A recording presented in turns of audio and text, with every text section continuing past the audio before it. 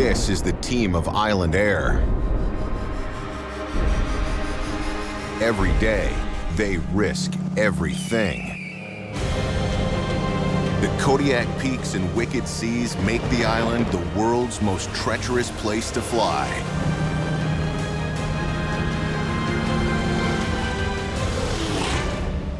These are the tales of Alaska's ultimate bush pilots.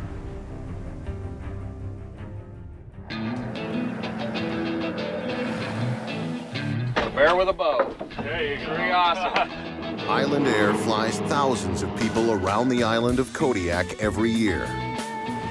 You got hip boots, and you're definitely going to want those on. I'll be back in 40 minutes. Have a good flight. Thank you. Who's the next victim? The team works together like a well-oiled machine. What are we doing?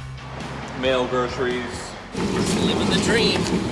Hey, Emily, get on the radio. We're windy here, and the pilot's thinking that we should reschedule for tomorrow. I mean, if we do get those 100-mile-an-hour, not if, when we get them, Right. we're going to want to ratchet this thing to the dock.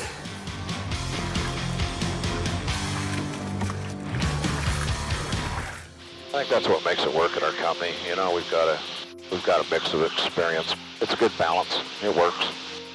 It makes it fun too. Check on the weather. I ain't going. I can't take it anymore. It's all you, Bob. We have the new guys that are coming in all the time. They've got lots of energy. They help get us old guys off the couch. You know, they are the future. They're the next wave. You know, they definitely have the youth and the stamina to grind it out, and it's long days. So how many are we gonna need? Two pilots.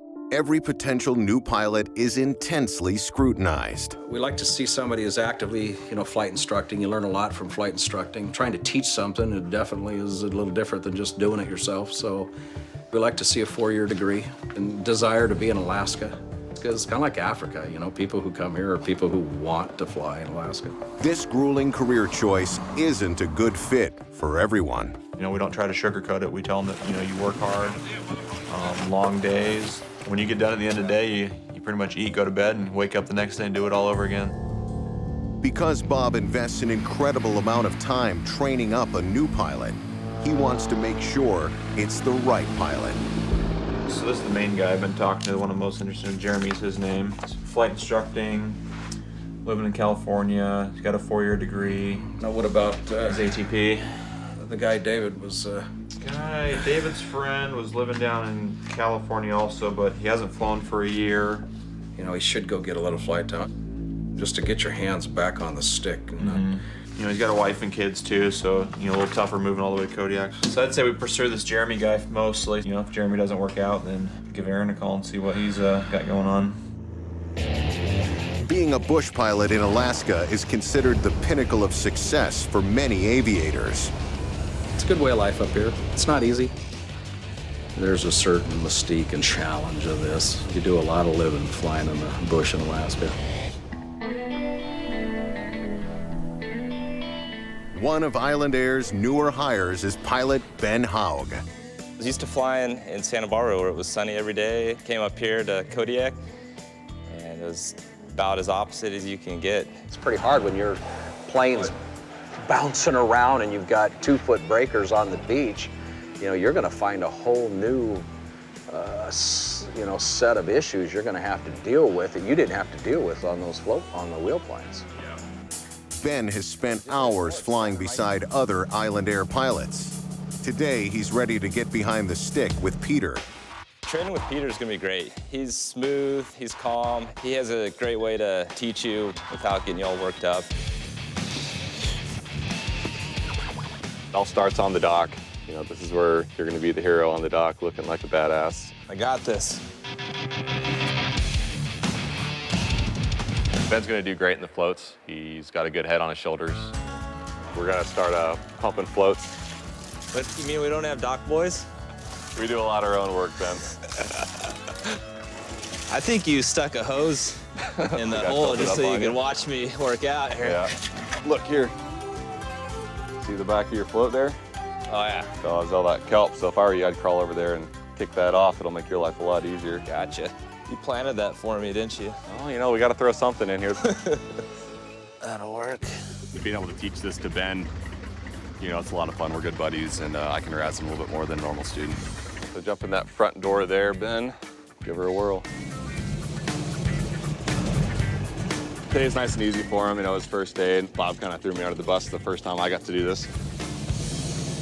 It's kind of like that teenager that just learned to drift mom's car.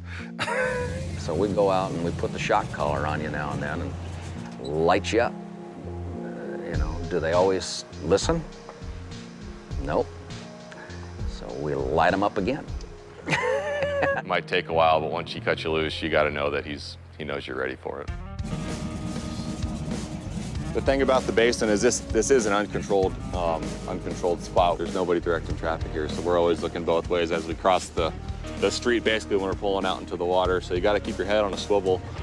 Turn it right in. Swinging it around. We'll see if he... It's a good first day in the Beaver. You know, didn't say anything I needed to really whoop you about. You know, it's the first day, so I can't be too hard on you, but... Yeah, it's fun. Looking forward to it. Oh, yeah.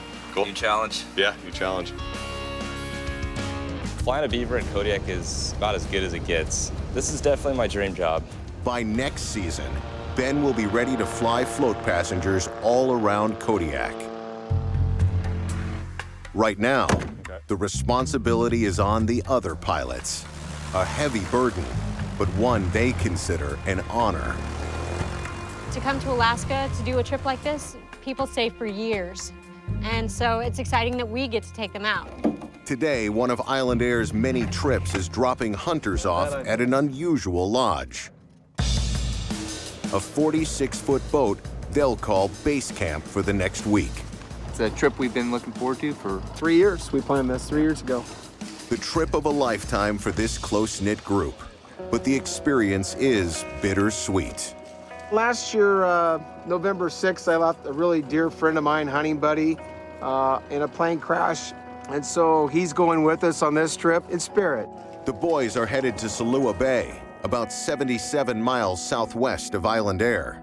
We are trying to get things moved quickly today so that we can hopefully get everything done before the weather starts coming in. You guys heard about the storm that's in the Aleutian chain at this point? Really big. Yes, Yeah. big storm. Big storm. Big seas out there. Pretty possibly. Yeah. Yes. Big seas mean big winds. The flight will not be an easy one. Alaska's Ultimate Bush Pilots is brought to you by Kawasaki and the new Mule Pro FX. It's been a busy day at Island Air. Time to rock and roll. Good job, Bob. Thanks. You betcha. They haven't quite decided where they're going yet, Hidden Lake or Molina. We have a few trips going. One of them is we're going to a boat. We're going to be taking 6 guys out. They're going to go hunting from a boat and travel around the south end of the island. The group is headed to Salua Bay, about 77 miles southwest of Island Air. You guys heard about the storm that's in the Aleutian chain at this point? Really big. Big Pretty seas. gnarly. We're gonna have big wind, big seas out there. Pretty possibly. Yeah. Yes.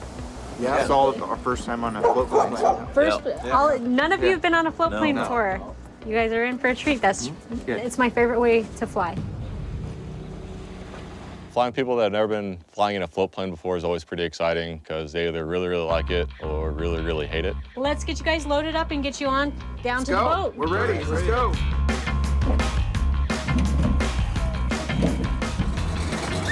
Have it. The group of 6 will split up into 2 float planes.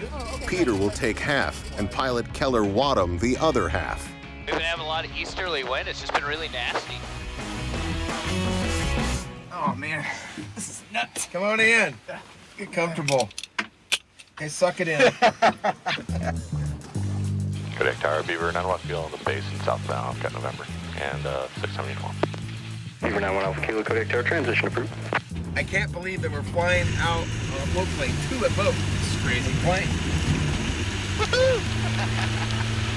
Taking off in a small airplane. Oh, wow. Man, that's awesome.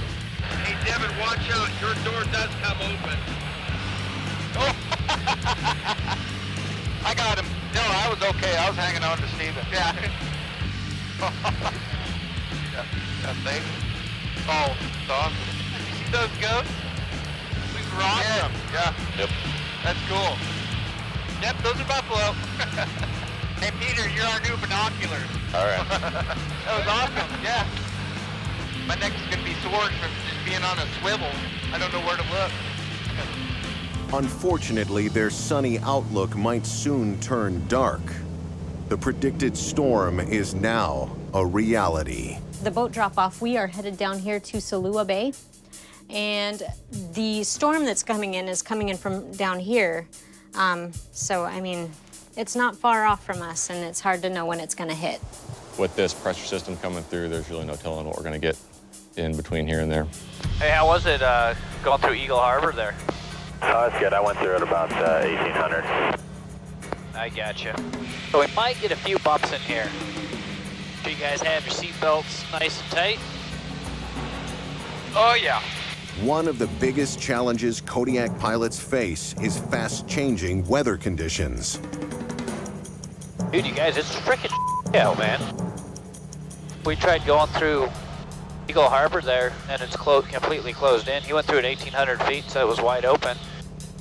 We just tried going down, it was closed all the way to the ground. So it changes pretty fast. And just heavy rain everywhere today. Look how high the tide is, man. Oh, Up wow. top. Yeah. Oh, wow. You can see the waves on the beach.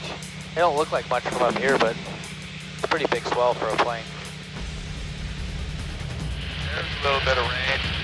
Yeah, a little rain shower. Is this supposed to blow 40 still? That's what they were calling with that load. Yeah, this is way more than I expected. Oh, I know. Hey, Keller, yep.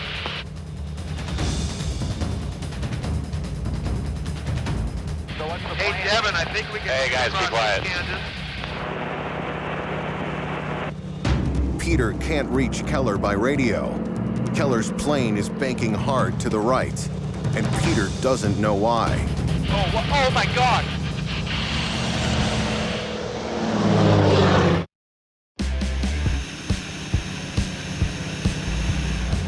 While Peter and Keller are dropping off a large group of hunters, Looks like a little rain ahead, huh?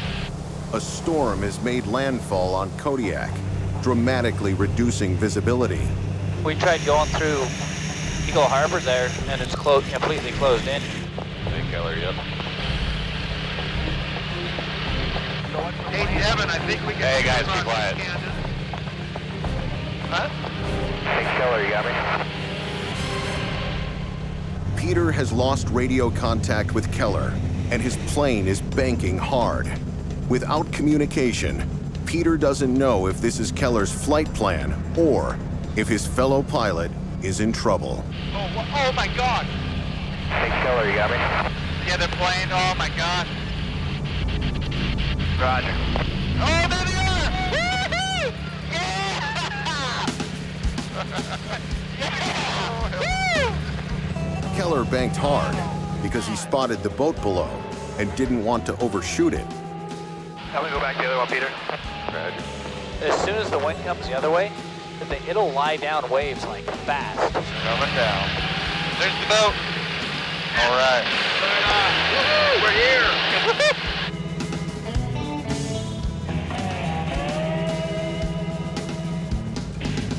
That's actually a fairly good-sized boat. Oh my! All these years, and we finally here. Yeah. About ready to touch down. This is a giant toy, isn't it, for you? Yeah. Yeah, pretty much. That was awesome. Well played. Well played. We can swim that far, probably. Nice. I thought the hunt was going to be the big deal, but the plane ride was fantastic. It felt like we could reach out and touch the mountains as we were flying by them. It was incredible. Happy hunting, guys. Thanks, Pete. Thanks, Pete, for the great flight. Thank you very much. Hey, thanks again. Cheers, guys. Excellent. Great. great ride. Get something on the ground that we can take some more pictures. All right, oh yeah, guaranteed. Right on.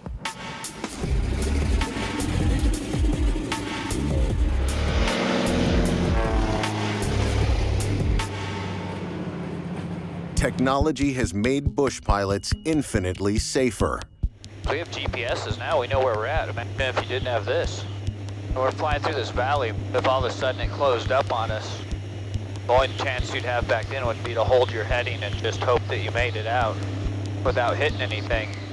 Many of Kodiak's older pilots could have benefited from this new technology. Dave Oberg, Bob's friend and fellow pilot, has been flying around Alaska for nearly 40 years. I was hired to work for Island Air Service down in Kodiak. Bob had gotten there a couple months before I did, so we were both a couple of young pilots, you know, trying to break into the Alaska flying world. Not an easy training ground for a new pilot. Kodiak is a tough place to fly because of you know, challenging terrain, and even more so is the challenging weather conditions. Within a period of 15 minutes, you can go from sunshine to nearly 0 in fog. A quickly changing weather pattern was to blame for one of the worst days in Dave's life.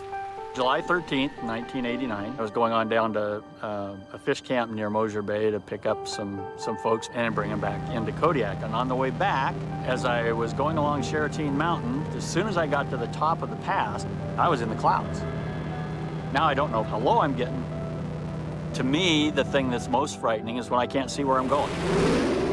But within a minute or two, I saw a patch of grass off to my left. And I realized then that I was closer to the mountain than I thought I was. I was scared to death. So I just cut the power, started pumping flaps. I'm gonna cut my losses here and make sure that touchdown under control. You know, this should be survivable. And so that's what I did. I set it down on the side of the mountain. And we slid along for just 40 or 50 feet. And then the plane slid sideways down the mountain. And then we hit a gully.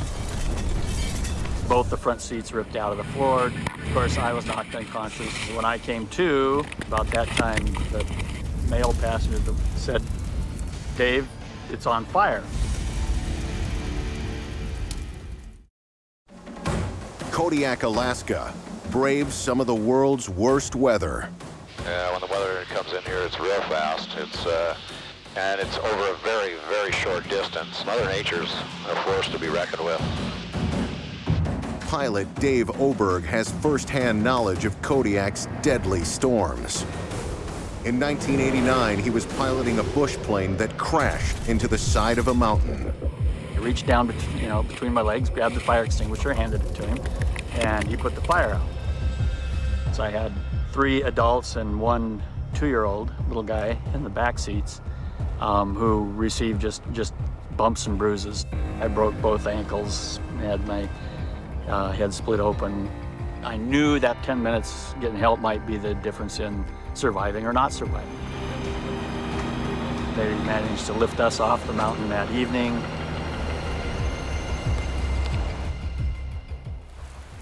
I had a few days to lay there in the hospital thinking about what had happened and time to analyze it, and I understood where what mistakes I'd made. When the accident happened, I had about 7,000 hours of flying on Kodiak. I was pretty experienced. When you start getting too comfortable with where you are in aviation, then you start getting these little voice in your head saying, think about what you're doing. What could go wrong here? And so it's made me a more careful pilot. I don't fly in weather now that I flew in Kodiak. I won't do it. Now, there's been accidents obviously all over Alaska. I am a firm believer in disseminating that knowledge, and I don't hold back my mistakes. I still, to this day, I'll call guys in, we'll talk about it. Hey, this is what I did today, and this is why it wasn't a good thing to do. Bob Stanford's mission in life is to teach new pilots how to navigate Kodiak's challenges. Young pilots not having a lot of experience of flying the Alaskan bush. Every area has its own unique attributes. And there's one pass, Acker Pass, that I flew down one day, and I had sunshine behind me, just like you see here, beautiful. And I flew down the pass, just like we're going through right here, down to the water. Unloaded, the hunters came right back, and the squall was coming straight at me. And if you don't have your heading or a moving map GPS like we have here, you can just end up running right into the side of the hill. Technology has made flying this terrifying landscape slightly less dangerous. What's improved in my tenure, 40 years of doing this, is now we have a moving map GPS. And so now the pilots, he can sit and instantly see where they're going. Whoever invented the GPS system, in my book, he gets the Nobel Prize. He has saved a lot of lives. Even with modern advances, Bob believes nothing beats good old-fashioned training. We have to make sure we're the standard, you know, and that's important. I mean, I can't tell you countless guys that have said, I thought I knew how to fly, you know, and then you start throwing in really short strips where you have to hit the first 10% of the runway, high gusty wind shear situations. I mean, it's amazing, actually. Honestly, I think all the pilots that have come through here, when I'm trying to teach them, they're teaching me at the same time.